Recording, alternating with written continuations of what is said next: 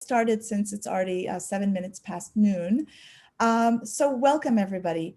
I'm Karen Grunberg. I am the director of the Center for Middle Eastern Studies and an associate professor in the Department of Middle Eastern Studies and the program in comparative literature. Thank you for joining us today for the inaugural lecture in our new lecture series, Jews in the World of Islam. In what we call the Islamic world, Jews have lived relatively peacefully side by side with their non-Jewish neighbors since ancient times. An especially fruitful collaboration between Arabs and Jews emerged in the medieval period on the Iberian Peninsula, while the early modern period brought flourishing new Jewish communities in the Ottoman Empire in North Africa. Until the early 20th century, Jews continued to participate in the culture, society, and politics of the lands they considered home for generations. We are delighted to launch this new series that examines various dimensions of the Jewish presence in the Islamic world. The series, which we hope will host one speaker per semester, is co-sponsored by the Schusterman Center for Jewish Studies, the Center for Middle Eastern Studies, and the Islamic Studies Initiative. I'd like now to welcome Dr. Hina Azam, Associate Professor in the Department of Middle Eastern Studies and Islamic Studies faculty. Dr. Azam will introduce our speaker for today and moderate the discussion following the lecture. Thank you so much, Karen. Welcome to all of you. I'm so glad to see such a great turnout. I have 2 full pages of Zoom boxes, which is a good sign.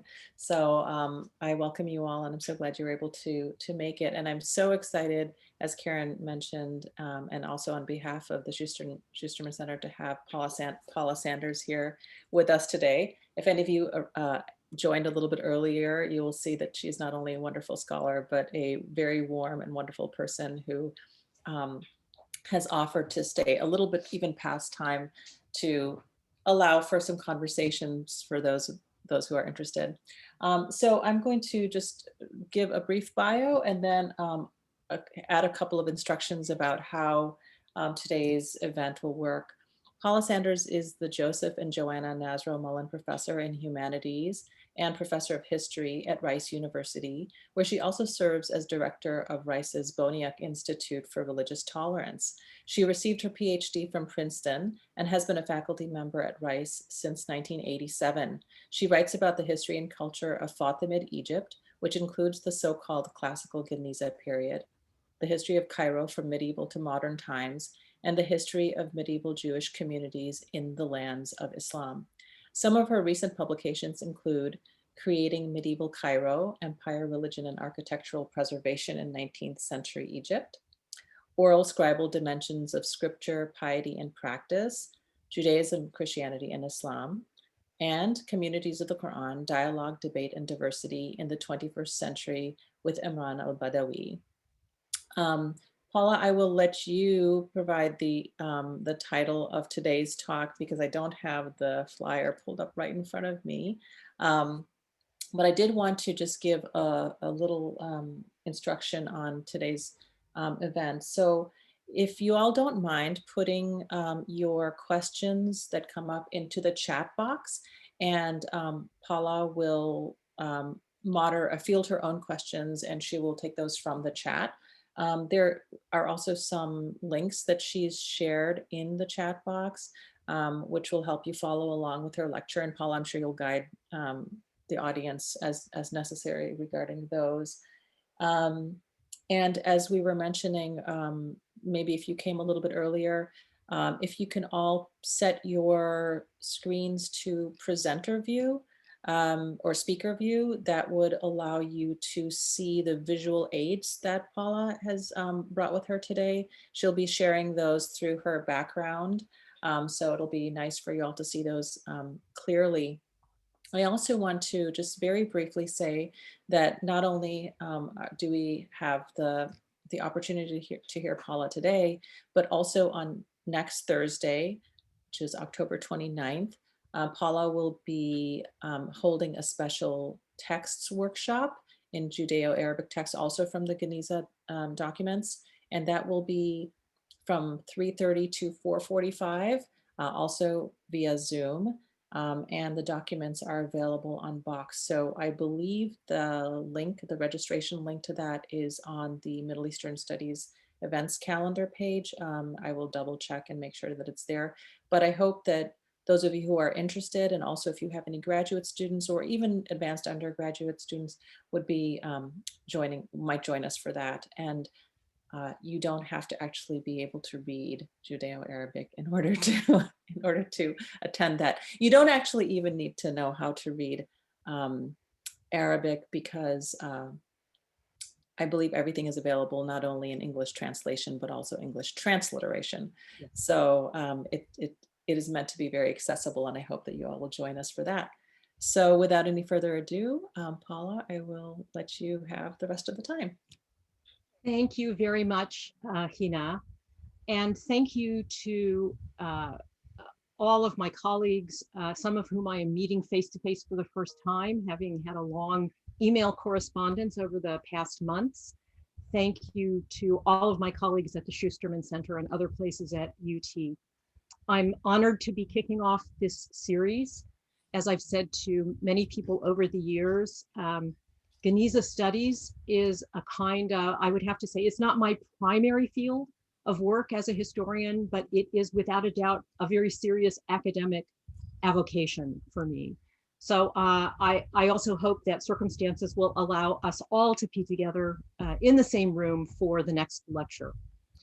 The title of my talk today is From Dependence to Autonomy, Jewish Women's Lives in Medieval Egypt.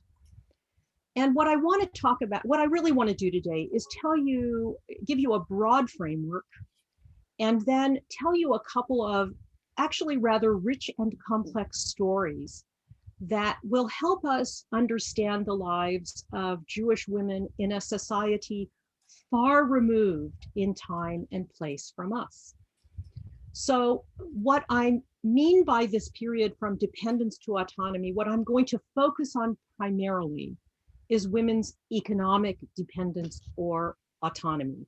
There are obviously many different ways in which we could talk about these terms and what they mean, but certainly economic independence is a key element to any form of autonomy for women or men. So I want to talk about them in terms of economic dependence or autonomy, and also about the ways in which their dependence or autonomy varied depending upon the circumstances and over the course of their lives. So let me begin by giving you a very broad framework for the stories that I will tell you. And I think that the flyer promised 3 stories. I'm going to tell you 2 because there isn't time for 3. Let me start with a big takeaway. And the big takeaway is that law texts and legal status do not necessarily align with social realities.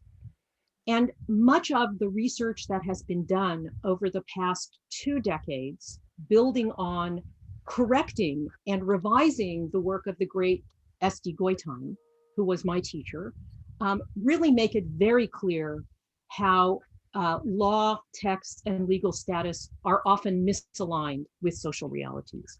And in the case of medieval Egypt, they were often quite different when it came to women. We actually know a fair amount about the social understandings and situations of documents of the Cairo Geniza, which I think probably needs no real introduction to this audience. And I just have behind me on the screen the iconic photograph of, I don't know if my cursor actually shows up. I don't think it does. But Solomon Schechter sitting there in a room at Cambridge University Library, surrounded by what turned out to be over 300,000 fragments in Hebrew, Arabic, and Judeo-Arabic, of which between 10 and 15,000 are of what we would call a documentary character, which are the Geniza documents that I am focusing on. And one of the things that we learn from these documents, which, as you know, are not an archive, they are really the detritus of people's lives that get put in a Geniza chamber, sometimes get taken out and reused. It's a mishmash of many different kinds of documents, often fragmentary, and we often have only one instance of a person's life that comes to light through these documents. But what we can say, in spite of the fragmentary nature, because of the volume of these documents, which is really the only collection of documents of ordinary people for any medieval society in the Mediterranean or in Europe. What we can say is that the social context of Jewish women in medieval Egypt diverged in important ways from rabbinic law, in ways that seem to have nodded towards independence especially economic independence in some regards, and in other regards diverged in ways that imposed greater restrictions. So this is what I mean when I say we can't simply go to, the Talmud or even medieval rabbinic sources, not even responsa, or more responsa than others, to say this is the way people lived their lives. So let me begin by answering a few questions about the social context of women in medieval Egypt that I think will set up these stories. And some of them are corrections of what I believe might be stereotypes you hold. And some of those stereotypes are stereotypes that scholars have held until very recently. And some of them are simply a description of certain realities. So people often ask, was Geniza society a strictly patriarchal and patrilocal society? And the answer to that actually is no. We used to think it was yes. Now we think it's no, because we know that there were multiple forms of households in Geniza society. And while there may have been a strong preference for patrilocal dwelling, the realities of the housing market in medieval Fustat or Old Cairo would have made it really difficult to live out that ideal consistently. Oh, this reminds me that if you look in the chat, see, I knew I would forget something. If you look in the chat, you'll see a list of terms that I've put there at the very top of the chat, so that if you're unfamiliar with these terms, you can see them written down. We also know that, contrary to what we used to think, women did not necessarily move to the family homes of their husbands, a common stereotype. The situation was far more complicated. We know that the relatives with whom spouses lived in early marriage could be in many different arrangements, and we shouldn't even assume that spouses always lived together. If you're not seeing them in the chat, I think it's because you need to scroll up to the top of the chat, to the very, very top of the chat. So I'll let Galit. I can recopy that. Okay. So another common stereotype based on earlier research was that this society was characterized largely by endogamous marriage, often cousin marriage, both for economic and for reasons of social protection. And this too is a stereotype that has now been revised, among many others, by especially by the recent work of Eve Krakowski, whose website I've also put in the chat, so you can see it. And I have relied actually very heavily on her work for this talk. We know, in fact, that women often married outside of their cousin networks or their extended family networks. Another stereotype or assumption that we've made was about child marriage. People have assumed that child marriage was common in Geniza society. In fact, it was not. There were often betrothals between very young boys and girls, but those often resulted in a dissolution of the betrothal, which is why we actually have documents that are the equivalent of divorce documents, because once you were betrothed, you were actually legally bound to a marriage. And even if you were 8 years old, the betrothal had to be dissolved. So child marriage, what we would understand by child marriage, extremely young girls of 6 or 7 or 8 or 9, was not common. The situation is a little bit different once we get to the age of girls who were, when they were considered to be legally mature at the age of 12, or adolescents. And I'm going to talk a little bit more about that. So what about the economic control or dependence or independence of adolescent girls? The assumption has always been that fathers had complete control over their adolescent daughters' economic resources. And to a large extent, that's true. But what's interesting about that is that it actually represents a significant divergence from rabbinic law because of a change in rabbinic law because of a rabbinic law recognizing the difference between a prepubescent girl and a girl who had the status of bogeret, that is an adolescent, we might call her, a girl who was old enough to be freed from her father's authority, but not yet subject to her husband's authority. So she's a mature daughter. And in rabbinic law, these young girls were understood as being financially independent. They could own property, they could profit from their own labor. They were expected in rabbinic law to support themselves. But in fact, the documents of the Cairo Geniza, as demonstrated really very beautifully in this very recent work by Eve Krakowski in her 2018 book called Coming of Age in Medieval Egypt, we learned that adolescent women's control over their property was quite different, that the emphasis was on the accumulation of money and goods as part of a dowry, and that these adolescent girls were in fact recognized as financial dependents requiring the support of others. So fathers were in fact regarded as responsible for the support of their unmarried daughters. This was also a divergence from classical rabbinic law, which expected fathers to support their children only until the age of 6. And after that, only if they could easily afford to do so. And so, as Krakowski explains so clearly in her work, the idea that fathers are responsible for the support of their unmarried daughters in Geniza society is a social rather than a strictly legal idea.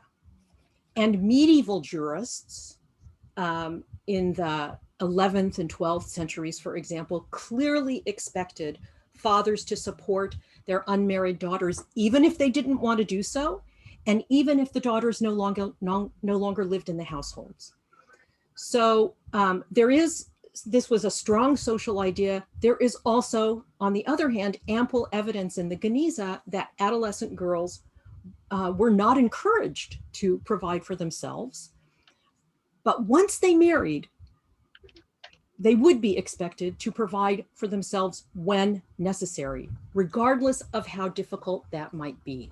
So those are some clear differences from rabbinic law and from some of the things you may have read and heard or assumed. So second, I want to make a couple of comments about some other things that are part of the social reality that you need to understand in order to make sense of these stories. First of all, we know that paternal mortality was a reality. Many boys and girls lost their fathers before they married. About half of all brides did not have a living father. It's a little bit difficult because we don't always know their age at first marriage. But we also have a lot of information from alms lists, and I'm showing you one right here on the screen, that frequently mention orphan boys and especially orphan girls who were in need of assistance. Something else that we know about Geniza society is that divorce was very common. And in fact, the most common genre of documents we have in the Cairo Geniza are divorce documents. And that remarriage was also very common. And also, as you probably already know, Jews in the lands of Islam did practice polygyny. That is, Jewish men could take more than one wife, although it wasn't quite as easy as you might think. You are probably familiar with the 11th century Cherem de Rabbeinu Gershom, which is the so-called monogamy decree, which for Northern Europe stated that in fact polygyny was no longer allowed. Although there was a very notable exception to that rule. And what I'm about to tell you actually sounds like the setup to a punchline, but it's not. You could take a second wife if you could get 100 rabbis to agree. So like as if you can get 100 rabbis to agree on anything, right? So that's why I said it sounds like the setup to a punchline, but it's not. Finally, one of the characteristic features of Geniza society was the prevalence of male mobility. Geniza society was highly mobile. The men who lived in Geniza societies, especially in Egypt, in North Africa, and Syro-Palestine, often engaged in international trade. They were often gone for very long periods of time in order to earn a living. And so this is actually a highly mobile society. So let me move on now to telling you a couple of stories that highlight the range of women's experiences of dependence and autonomy in medieval Egypt. And so what I want to start by doing is telling you a story that I call the story of the deadbeat husband and his long-suffering but resourceful wife. A woman had been married to her husband at the age of 9. She lived in the courtyard that she owned jointly with her own sister and her mother-in-law. And the mother-in-law had promised in writing to support the young wife for 10 years, but had only ever been able to provide 7 years of support. The husband had only ever supported the family for 2 months. In the meantime, the young wife had given birth to a son. And when the baby was 9 months old, the husband took off, went to Palestine for 3 years, during which time he provided no support for his wife and child. And when he returned from his 3-year sojourn, he had no assets, that he had not paid his taxes. The tax collector caught him and held him until his wife and his mother paid his poll tax. He stayed in the city destitute for 2 years, during which time his wife gave birth to another son. And when this child was 18 months old, the man disappeared again for 3 years. So now the wife was the mother of 2 sons, abandoned by her husband who had never supported the family, was living in abject poverty, and her children, as she says in her report to the jurist for whom she asked for a responsum, were hungry more often than not. And she said, we do not have oil for a lamp, much less food to eat. But she had a brother who taught Bible to children, and she herself had some knowledge of Bible. And so she asked her brother to let her teach the children Bible with him so that she would have some means of support for herself and her sons. And she had been teaching with her brother for 6 years when her husband reappeared and demanded that she give up her teaching. The husband gave her an ultimatum: either live in your house like everyone else or allow me to marry another woman. And the woman said about this, I'm sick and tired of poverty. My sons and I have only been able to survive since I began teaching. If you want a divorce, I will release you, but I'll never let you marry another woman while you're married to me. And the wife then recounts in her appeal to the jurist the full extent of her husband's failures. He never paid the poll tax for his sons. He never paid their school fees. He didn't clothe any of them. She had lived under his authority for years, and in all that time, he had never provided her with any support. Neither she nor her children, in her own words, got anything from him except verbal abuse. And furthermore, the man who was now living with his mother complained to anyone who would listen that his wife was not fulfilling his needs, that she didn't sleep at home with him. And so in an effort at compromise, the wife told him that he could come live with her at the school and he could take the proceeds off of the rent on her share of a property that she owned. And that way he could enjoy the proceeds on the property she owned and offset the rent for the school. But he wouldn't agree. He insisted either that she return to live in her house or allow him to take a second wife. And he later tried to cajole her into returning by claiming that he would borrow money to buy food so she could stay at home. And she refused, arguing that her profession was not like others. She said, if I leave my students for even a short while, they'll go with other teachers, and then you're not going to actually support us. And then everything will go back to the way it was, and I won't have any students, and we'll be poor again. And our children will be lost because they don't have any trade. So after recounting this lengthy story, the wife asked the jurist whether she did indeed have to leave her profession and return to her husband's home. Did she have to serve him when he provided her with no food and no drink and no clothes? Was she obliged to give him permission to marry another woman? So this detailed story of this school teacher's life paints a dramatic picture of a very resourceful woman burdened with a deadbeat husband. And by the time this all gets to the jurist, they've been married for 25 years, okay? And the husband has never provided her with any of the things that Jewish law requires. For a husband's responsibility in Jewish law was to provide for his wife, and that was clear. So this is a window into one of the social realities that I've mentioned, that this was a highly mobile society, and that one of the most serious problems that medieval Muslim and Jewish women, because they both faced this problem, faced in the 11th and the 12th centuries was the fact that their husbands were often gone for long periods of time.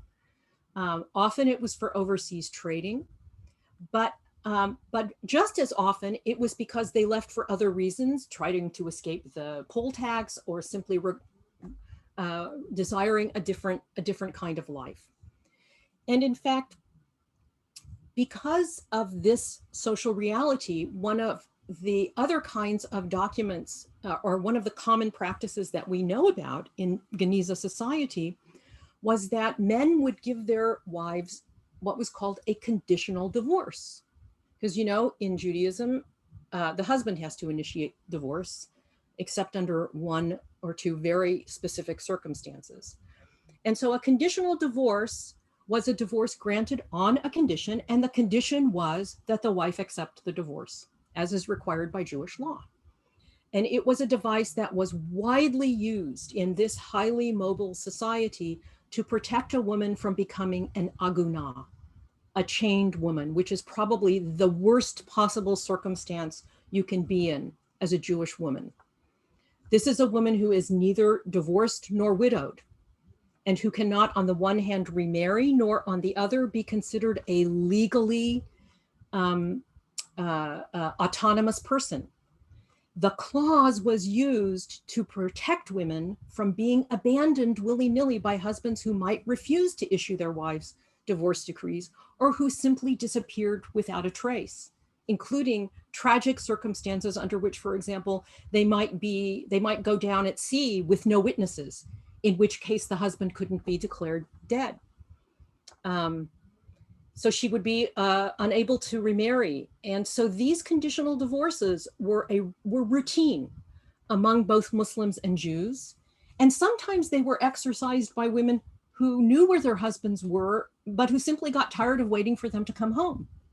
And we actually have some very touching letters in the Cairo Geniza from husbands who plead with their wives.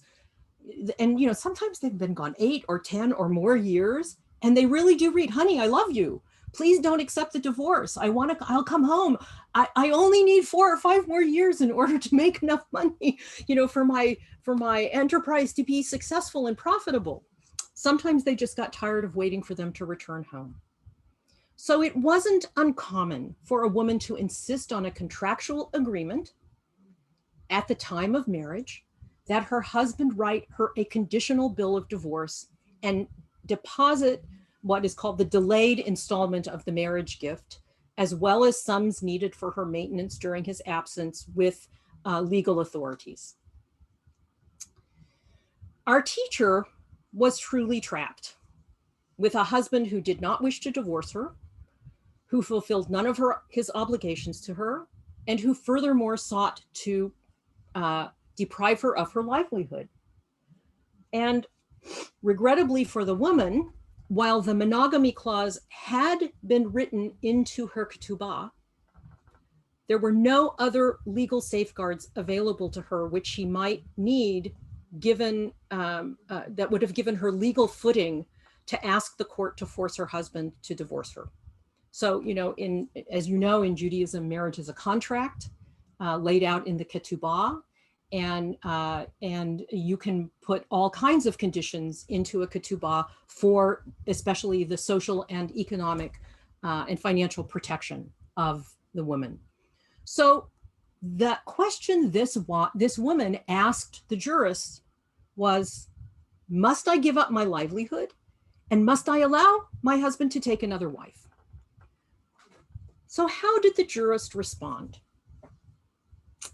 I'll call this story the story of the subversive jurist. The law requires that the husband be forced to satisfy his wife's needs, like clothes and expenses and other obligations. This is what he must do. And if he's prevented from doing this, or he's unable to do so, then the court, the jurist says, should force him to divorce his wife and pay the delayed marriage installment if he has it. But the husband may prevent his wife from teaching, because a husband has authority over his wife.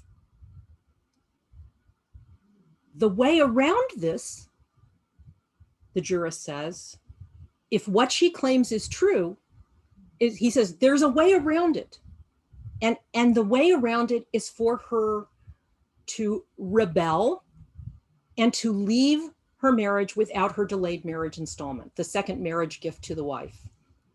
The husband will then be forced by the rabbinic court to divorce her, and she will become her own woman, as the jurist says, free to teach whomever she pleases and do whatever she pleases.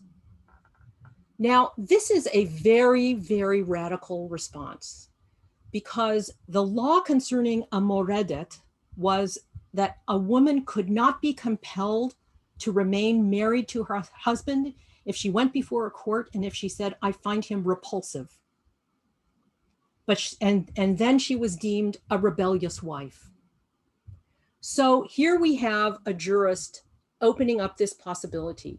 And it is actually a pretty radical piece of advice. And do you know who the jurist is? It's Moses Maimonides. And I'm showing behind me here one of his autograph responses. This is his own handwriting. He points to two possible remedies. First, he notes that the law requires the husband to support his wife, and that if he can't, which is clearly the case, the rabbinic court should compel him to pay her the second marriage installment, which would be her property. And if we read between the lines of his terse opinion, it also appears that he believes that this remedy may have been exercised only infrequently. Because in fact, Maimonides' position that a wife is entitled to a divorce if her husband fails to maintain her is not actually mentioned in the Talmud. So he probably suspected that a rabbinic court would not necessarily compel divorce under those circumstances. And we also know that many of Maimonides' legal dicta were controversial, and people were unlikely to respect them. He is not a controversial figure for us in the 21st century and has not been for many, many centuries, but in his own lifetime, there were many controversies surrounding Maimonidean prescriptions. So what does he say then about whether or not she can teach? He says the husband may prevent his wife from teaching. And so we can only, because he's her husband and she cannot ask for relief, she cannot get an exception. So he's insisting on respect for the restrictions on women within the confines of marriage, but giving her a pretty radical solution to getting out of this marriage. There's no remedy for a wife on the grounds of emotional incompatibility, but there is a remedy for a wife who finds her husband repulsive, which means she refuses to have sexual intercourse with him. So under those circumstances, a rabbinical court could compel the husband to grant a divorce. And Maimonides holds the view that the husband should be compelled to divorce a moredet because, as he says, and this is a quote, "She is not a prisoner that she may be forced to have intercourse with a man she cannot abide." In other words, the husband's sexual rights over the wife are not absolute. He cannot force her.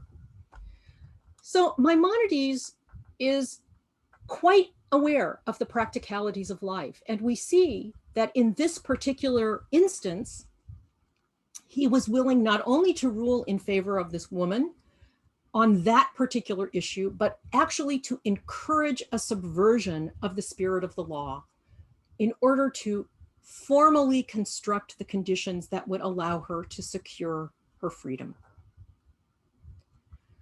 And he even is pointing to things in this responsum that, are kind of wink, wink. Okay, you'll have to give up the delayed marriage installment. Everybody knows the husband has no money. She's not giving anything up. And then he says she will be her own woman, free to teach whomever she pleases and do whatever she pleases. So after lifting herself out of poverty, this woman's life seems relatively trouble-free until her husband reappeared on the scene and began to make altogether unreasonable demands. Her story, I think, tells us that even some married women could enjoy a considerable degree of independence, particularly if their husbands were absent and they had their own means of support. And I think we can conclude that she might not have minded continuing the marriage if he had simply stayed away. So that's a very, actually extremely abbreviated version of this long story that I think tells us a lot about the very complex realities and the legal manipulations, and sometimes, in my view, outright complicity of a jurist under the most unexpected of circumstances.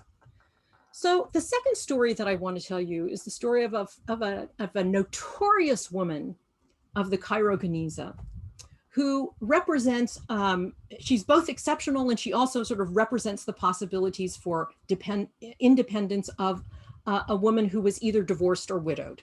Because a woman who was divorced or widowed traveled quite freely in medieval Egyptian Jewish society. These women had more independence and had full autonomy over themselves.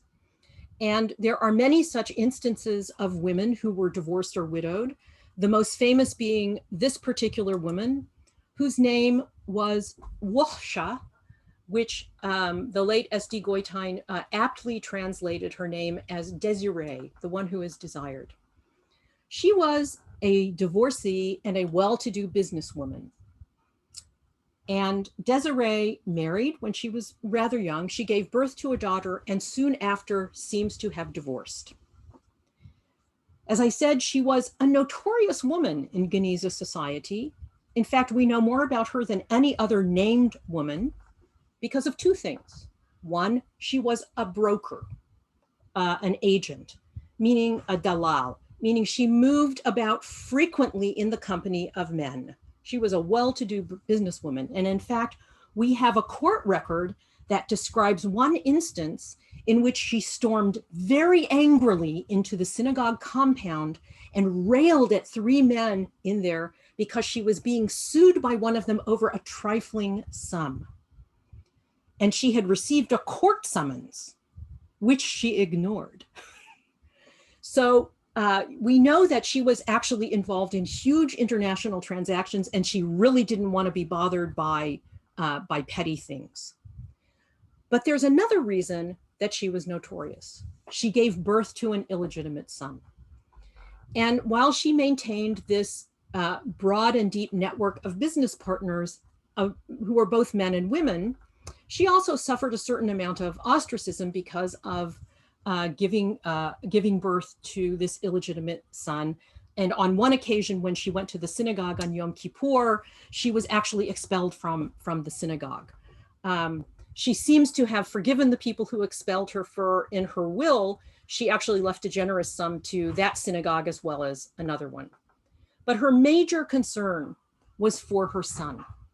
And she takes great pains to ensure that her son, her illegitimate son's paternity is clearly explained in a formal deposition that she made in court while she was pregnant. I mean, obviously not knowing whether it would be a boy or a girl. And she did this so that her child would not be stigmatized as the issue of an incestuous relationship or an adulterous relationship, which would have interfered with their marrying Jews. So she admits to an affair with a man, a Jewish man named Hassun, who was from Ascalon. And she says in a court document that we have that she's afraid he won't acknowledge his paternity. And here, in front of this panel of judges, she gets another set of, sort of, to us, rather surprising advice. One of the judges says, go get some people and tell them that they should surprise you when you're with him alone so that they can confirm your assertion. So she did it, and two of her neighbors surprised her with him when they were alone. It doesn't necessarily mean that, that they were doing it. In Jewish law and society, if an unmarried man and an unmarried woman is alone with an adult man, there is an assumption that sexual intercourse has taken place. So they surprised her with him, and they then became eyewitnesses who could confirm her claim. So this is, to be sure, an extraordinary story about an extraordinary woman. But what is clearest from Desiree's story is that she spent most of her life unmarried, that she died with an estate that was more than 5 times the value of her trousseau when she entered her first marriage, that she was a frequent contributor to public charity. In fact, the only woman named in Geniza documents as a contributor to charity. And as Professor Goitein, who first wrote about her, reminds us, she may be extraordinary, but she was not unique. Because other women, especially those adult women who were divorced or widowed, or perhaps even resourceful women with deadbeat husbands, were successful in supporting themselves and enjoyed a range of autonomy depending upon particular and changing circumstances. I hope this short survey and these 2 stories show the richness and variety of Jewish women's lives in medieval Egypt. And I think, among other things, we can all find a common thread of strength and resilience that resonates with us even at our great distance of time, place, and language. Thank you very much. Thank you so much, Paula. That was so fascinating. I've asked everyone to please put their questions into chat. Okay. Karen and I will need to probably log off right around 1 o'clock, but Tatiana and the Schusterman Center hosts will be able to close out the meeting. And if the discussion is going, we'll be able to allow that to continue for just a bit. And Paula, I will let you field your own questions. So I'm looking here at the chat, and at the moment, I don't see any questions. It may take a moment for people. It may take a moment for people to and remember, you have to hit enter or return. Can I just ask a simple question? Sure. So, like police records, responsa are not necessarily representative of what's going on. And I'd like to ask, as a historian who deals with these documents, how you draw a picture, an image of Jewish women's lives in Egypt from sources that are, by their very nature, selective. Right. So first of all, as I said, for this particular aspect of my work, I rely very heavily on the layers and layers and accumulation of a broad range of evidence by other scholars on this particular issue. The Cairo, you're right. Responsa don't necessarily reflect, real life. There are great divergences. And so much of the evidence that we have is quite fragmentary. But there is an abundance of evidence, and an abundance of evidence across many different genres. And so if you take, so we know that there are huge silences, and I think everybody who works on this material tries very hard to remind ourselves that there's only so much generalization that you can do. But in some respects, we have to be mindful of how women enter the legal record or enter records or archives, in the same way that current scholarship on enslaved peoples in America, is highly aware of the specific circumstances under which enslaved people enter legal records or can be known to us, right? And so you have to accumulate a wide range of evidence of many different kinds. In the case of the Cairo Geniza, the reason that we can say a number of these things about women, and I think, and the reason that there is such so much revision to the original work that Professor Goitein did back in the 1980s, is because people have now looked at a much wider range of evidence. So what do we know about when we have trousseau lists? So we know a lot about their property, what they had, what they brought into marriages. We have court documents when women came to court because of disputes. So a lot of what we have are things that have to do with disputes. We also have a surprising number of contracts for the sale of and purchase of real estate, women-owned property. And so we have those. We have business letters are not particularly useful to us for that purpose. We have charity lists, which tell us about women in need. We have these large number of divorce documents, which include very detailed accounts of what is going on in a marriage and of the disposition of property. We have some documents from courts that have to do with circumstances under which a wife was not receiving the support that she needed and in which she went to appeal to the court, or where, for example, she had to sell a piece of her clothing in order to support herself, and clothing has a lot of economic value, and that had to be registered in the court because it became a debt that the husband owed her. So it's by looking across a wide range of genres, however fragmentary those are too, that we can begin to piece together these stories, and then looking to see how frequently do we find certain kinds of stories.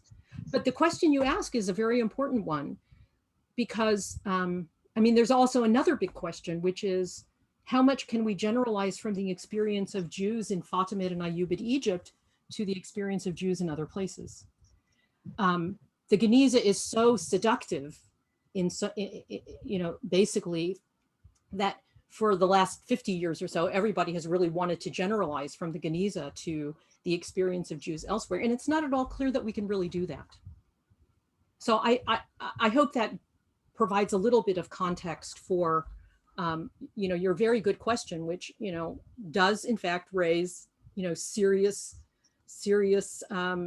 issues about the nature of our evidence and the conclusions we can draw from it. I think if I can just follow up very briefly. Yeah. Paula, I guess my question. Wait, Miriam, is it possible for us can we let her get to some of the other questions, because we're actually technically only going. Okay, sure. One. Yeah, sure. and then Miriam, you and I can pick up. I see another. I think Martha and Alex had questions, and Yulia also has a question, and then I put in a couple questions. So let me say quickly about the role of Maimonides. Maimonides is the jurist who authors the responsa. We know the responsum to the wife with the deadbeat husband. and we happen to have two responsa actually from Maimonides about this case. They have been beautifully edited actually and translated by Renee Levine Milamed. I put her website in the chat so that you can go find the article. It's actually a very, very complicated story. And Maimonides gives different answers in two different responsa, because the claims being made from the husband's point of view are different from the claims being made from the wife's point of view. Woman teaching Bible. She would have been taught by her brother. Her brother, there's a little bit of other evidence that shows us that there was no prohibition on women teaching Torah. And there were a number of women were educated, but they were often educated at home by their fathers or their brothers. And so she knew a little bit of Bible, and her brother, and the relationship between siblings, and especially between sisters and brothers, was one that Goitein has characterized as unusually close. There's a lot of evidence about brothers and the role that they played in their sisters' lives. So how common it actually was, I can't say, but it's not weird. And how often did judges in court support women in disputes with their husbands? Well, that depends. I think that what is most interesting is that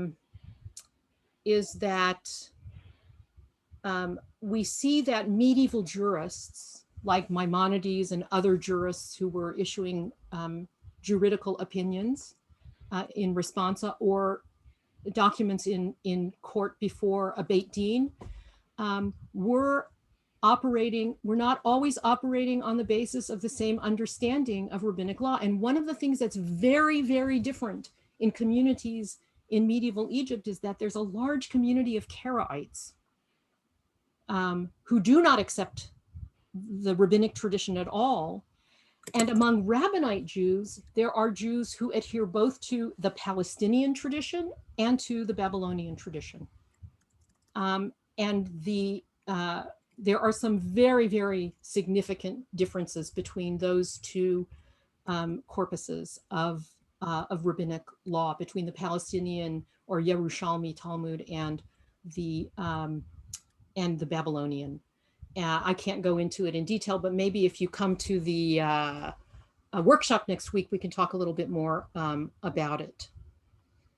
My friend Judy says, is autonomy a little too strong? Well, I don't know. I actually think autonomy exists on a continuum. And originally, I actually was going to call this from dependence to independence. And I actually thought independence was too strong. So I think you can have certain levels of autonomy without being fully independent. And that autonomy might not always look the same. So I think there's a debate that we should probably be having about that, but I think it probably is best to have that over Chinese food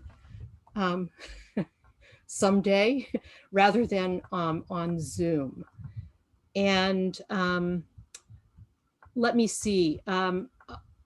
So some people have had to leave now, right? Can we still go on for a little bit? Galit? Absolutely, yes, you can. Okay. Let me see, I'm trying to make sure I'm getting, is there evidence of a correlation between the age of a girl at marriage or betrothal and her family's economic and social position? I don't know. I haven't seen anything about that. I think that there probably isn't enough information that can be attached to specific people that would allow at least me to answer that question, but I think it's a very good question.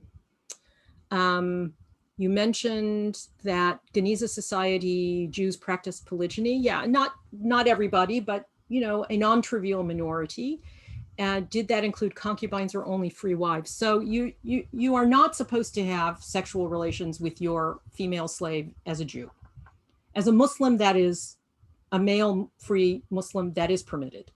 It is not, but you could free your female slave. And we do have some instances of Jewish men freeing a slave and then marrying her. So there's a lot of work on polygyny that has been done by Mordechai Friedman. In fact, he wrote 2 immense volumes about polygyny. But I believe that people are now, also starting to make some revisions of that work. Aren't exceptional cases more likely to generate responsa? I don't know, Miriam. I don't know how to answer that question. People ask for responsa about all different kinds of things. Some of them quite mundane, some of them quite ordinary, because they want somebody to rule in their favor. And I think the thing that is most interesting, and that we really don't have the details of, are the Jews who would go to the Muslim courts when they didn't get an answer that they liked in a Jewish responsum or in the Jewish courts. They had the option of going outside of the Jewish community to the Muslim courts, and there are circumstances under which they could get a better outcome for their case in that jurisdiction. So we know when that happens, or we have documents that talk about when that happens, and people are very unhappy about it, and you can even have a ban proclaimed against you for doing that, but we don't know what the Muslim court said. So it's another one of those, it's a very, very tricky area of research. Is there also evidence of the financial independence of Muslim women in Egypt in this period? Yes, but of a very different nature, because we don't have anything like the Cairo Geniza for the Muslim community.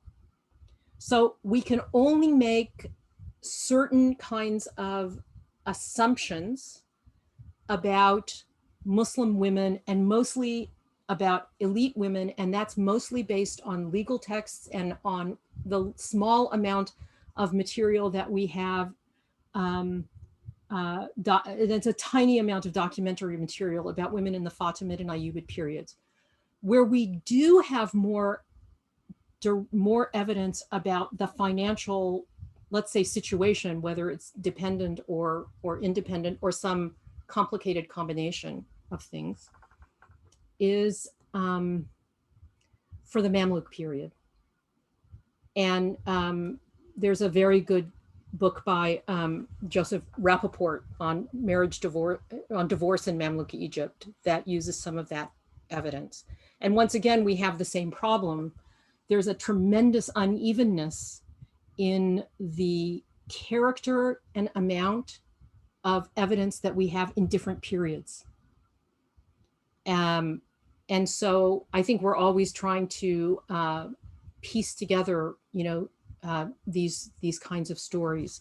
So, we know that the rules are somewhat different. Jewish law and Islamic law are aligned around many areas, are very similar in many areas, but there are important differences. And even more importantly, we know that social realities and social contexts play a very large role in the way law and legal prescriptions are implemented. So that's a very tough question to answer for the Fatimid period. Was the economic mobility of women necessarily dependent on the cooperation and support of men? And does this impose limitations on which women were able to thrive independently or set boundaries on the extent to which they could participate in economic activity? I would say, I think largely yes. And I think that's when, we have the broad parameters of what we can consider to be autonomy. It's always happening within a context. And we know that women were able to accumulate property of their own. Jewish women were property owners. Muslim women could be property owners. There are some important differences, but the world in which they lived and traveled was also one that was largely dominated by men. And we know that Muslim and Jewish women, especially women who were from well-to-do families, really preferred to be secluded and isolated. If you didn't have to go out to work into the streets, that was certainly, preferable. Maimonides himself says, there is nothing more beautiful than the sight of a woman sitting modestly in the corner of her house. And so, not my dream date, right? There for lower class women, we know that women who have to get out there and find some way of earning a living will manage to do it, but often in crafts or types of work that are not respected. And I'm not talking here about prostitution or anything like that. I'm just talking about things that are not respected and that raise questions about your modesty and your chastity and impinge upon your social status.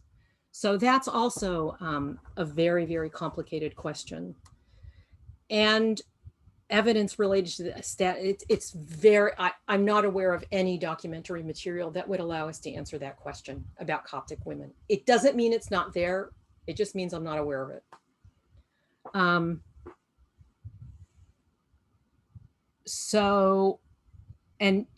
Tatiana's question, how do these stories compare to women's experience in other communities? Well, in medieval Cairo, it's a hard question to answer because we don't have anything like the Geniza. For all of its limitations, it's an amazing collection of material, that includes every kind of document that a community produces, and that gives us a window into the lives of ordinary people that we do not have for Muslim and Christian women in the same period. Having said that, I think I come back to Miriam's caveat, which I think is a very good one. You have to be very careful about how you use this material and how you generalize. Her work has done a lot to revise and correct some of the truisms that even 2 years ago, Krakowski's book came out in 2018. Until 2018, I was telling my students a lot of things that Goitein said about the lives of women that I will not be telling them anymore. Now, Goitein had a kind of, monumental memory and knowledge, and he had an incredible genius for context. He could look at a small little fragment. I was his research assistant for 4 years. And, there were days when I would come there and he'd say, oh, here, I'm working on this. And it would be just the tiniest little fragment of a story, maybe 4 or 5 lines. And he would show it to me and he'd talk about it. And he'd say, I can imagine 3 different scenarios for this fragment. And then he would talk about 3 entirely different stories that could be framing this tiny little fragment. So what we bring to these documents, the knowledge and the experience that we have with other kinds of texts and the assumptions that we make and our inclination to find similarities and to associate things plays a huge role in the sense that we make of those fragments. And the extent to which we can extrapolate from the experience of Jewish women to the experiences of Muslim and Christian women, I think is one of the biggest challenges. It's one of the most important questions that we have to ask. The temptation to do so is overwhelming because we simply don't have evidence. We don't have documentary evidence for those communities. So, Ani, I feel like a politician. I feel like I pivoted. I didn't really answer your question. But I don't know that we really can answer that question. So Paula, how are you holding up? We've gone a little bit over time, and this has been wonderful. I'm good. I can stay on for a few more minutes if there are. Okay. I think you've answered a lot of the questions though that we have, because a lot of us were curious about this comparative perspective. Yeah. But there is one left in the Muslim courts where the Jewish laws upheld a Muslim. Yeah. Muslim law. You go to a Muslim court because you want your case adjudicated under Muslim law.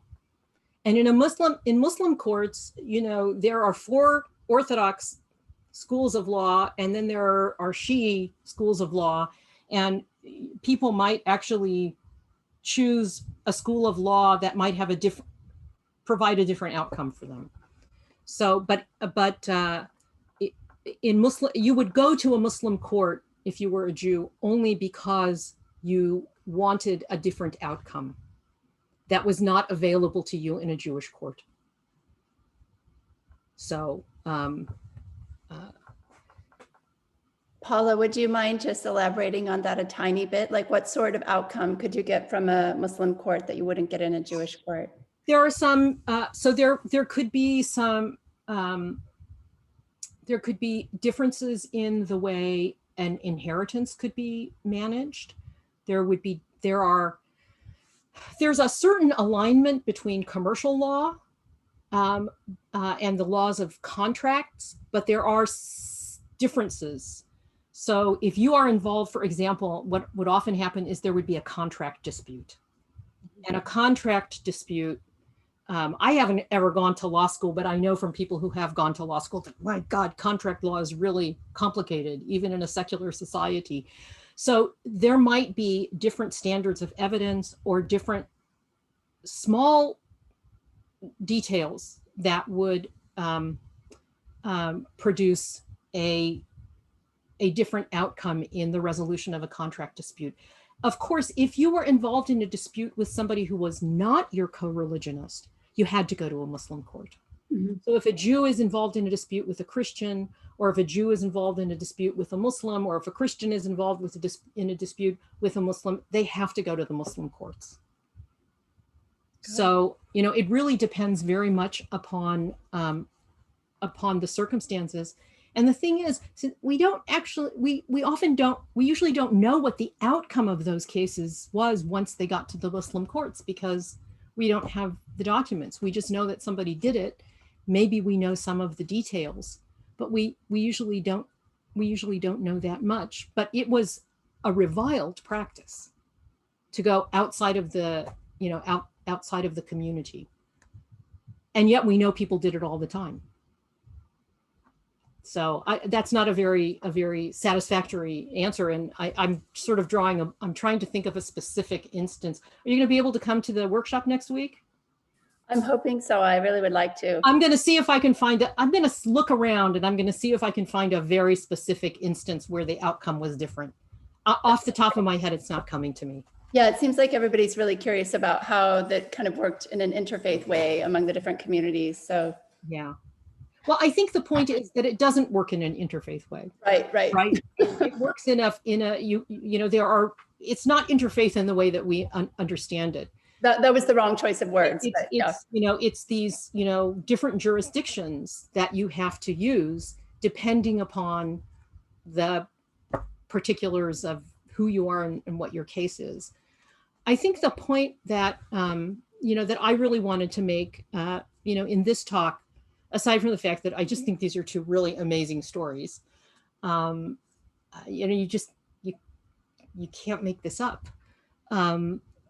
is that it's very clear that there is a real divergence between what we would expect, and this comes back to Miriam's point, based on, you know, classic rabbinic law, and even something like the Mishnah Torah, you know, a truly medieval work, would lead us to some different conclusions about what would happen.